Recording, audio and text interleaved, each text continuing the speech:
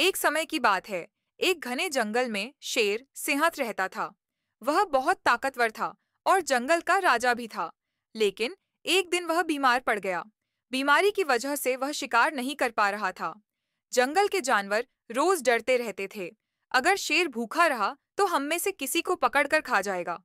यह सुनकर सभी जानवर बहुत घबरा गए। फिर जंगल के बूढ़े हाथी ने एक उपाय सुझाया।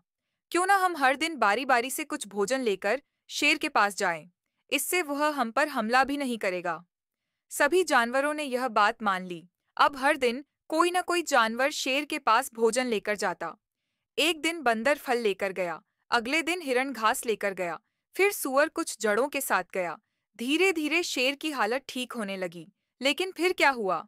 एक दिन जंगल में रहने वाला एक छोटा पर चतुर खरगोश की बारी आई। खरगोश ने सोचा, अगर हम शेर को रोज ऐसे ही खाना देंगे, तो वह कभी खुद मेहनत नहीं करेगा।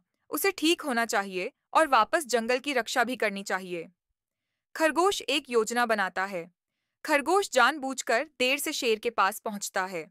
शेर गुस्से में दहाड़ता है। क्यों देर हुई? खरगोश बोला। महाराज, जंगल में एक और शेर है। उसने मुझे पकड़ लिया था और कहा कि वही असली राजा है।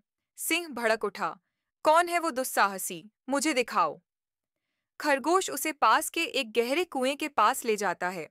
खरगोश बोला, वह इसी कुएं में है। शेर कुएं में झांकता है। उसे पानी में अपनी ही परछाई दिखाई देती है। वह समझता है कि यह दूसरा शेर है। गुस्से में शेर जोर से दहाड़ता है। उसकी दहाड़ उसकी ही गूंज बनकर वापस आती है।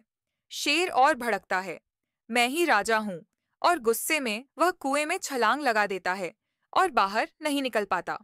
जंगल के सारे जानवर खुश हो जाते हैं, क्योंकि उन्हें बेवजह डरने की जरूरत नहीं बचती। लेकिन वे यह भी सीखते हैं कि किसी को धोखा देना ठीक नहीं। खरगोश ने सिर्फ जंगल को बचाने के लिए चाल चली थी।